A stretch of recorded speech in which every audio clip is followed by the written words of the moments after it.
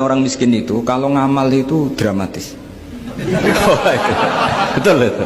Jadi makanya kenapa Nabi suka orang miskin. Lalu saya pernah ditanya, saya ini punya teman yang kaya raya. Dia biasa ngamal 1 miliar, 2 miliar. Dia nggak terima sama fatwa saya, Gus kenapa Anda masih muji orang miskin? Ngamalnya tuh banyak saya sekali ngamal bisa 1,5 miliar. Tapi kata saya, ngamal kamu itu tidak dramatis, nggak seru kata saya. Terus dia tanya, kok bisa Gus?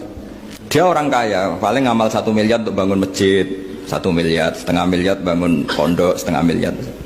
Tapi kalau orang miskin, misalnya tukang beca, orang miskin kan pasti kawannya orang miskin. Kan nggak mungkin orang miskin utang Abu Rizal Bakri, utang Yusuf Kala, kan nggak mungkin. Kenal saja enggak. Orang miskin kan utangnya sesama orang miskin. Itu pasti itu kan hukum sosial itu. Nah ternyata itu hari itu anaknya enggak makan, hari itu istrinya mau kelahiran. Utang sesama miskin, diutangi 50.000. Tapi uang ini dramatis, kalau hari itu nggak makan mati. Artinya apa? Ada orang ngamal 1 miliar untuk bangunan, kadang aksesoris, yang satu ngutangi 50.000 tapi taruhannya nyawa. Nah sekarang menyelamatkan nyawa sama bangunan keren mana? Maka berbahagialah orang miskin, karena komunitas mereka ini utang piutang urusan apa? Nyawa. Jadi ini lebih dramatis, lebih dramatis. Lebih keren. Loh, makanya utang piutang orang miskin itu paling diabadikan Quran karena lebih keren, lebih keren. Karena nyawa apa? Loh saya ini kan termasuk kecil sudah kiai agak keren, sudah kiai agak mapan. Itu kalau orang-orang kaya nawarin saya paling Gus nggak ganti mobil, nggak ganti aksesoris mobil itu. Itu nggak keren. Al-Nadikan tetap ngamal pun nggak keren. Tapi kalau orang miskin, saya sering kan dengar cerita mereka orang itu ngeri. Kayak cerita yang diabadikan Quran itu, wa yu'thiruna ala anfusihim walau kana bihim khassas. Itu Nabi mengumumkan saya punya tamu tapi hari ini saya tidak bisa hormat tamu. Ada sahabat yang usul, saya ya Rasulullah. Perlu dicatat dulu di Arab tuh nggak ada warung, nggak ada GoFood. Nggak bisa kamu pesen online terus. Wah nih, nanti delivery gitu nggak bisa.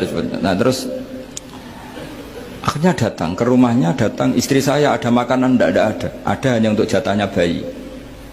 Terus ya sudah, bayinya kamu tidurkan supaya jatah itu dimakan tamunya Rasulullah. Sehingga pagi-pagi dia datang ke Nabi, kamu punya amal apa? Sehingga tadi malam ada ayat wa yu'thiruna ala anfusihim walau kana bihim khassasa. Mereka mengalahkan kepentingan dirinya sendiri meskipun punya kepentingan sendiri demi tamu tadi. Terus cerita dia, kita tamu tadi malam ya Rasulullah, yang saya sanggup menghormat, sebenarnya saya tidak punya apa-apa, hanya jatah bayi.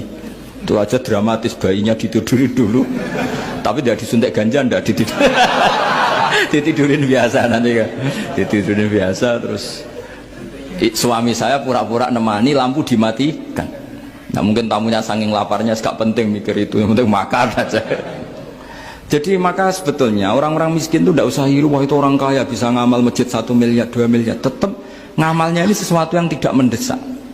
Tapi sesama orang miskin, kalau temannya minta tolong itu mesti dramatis. Istri mau kelahiran, kematian, kelaparan, pokoknya yang diselamatkan itu seru semua.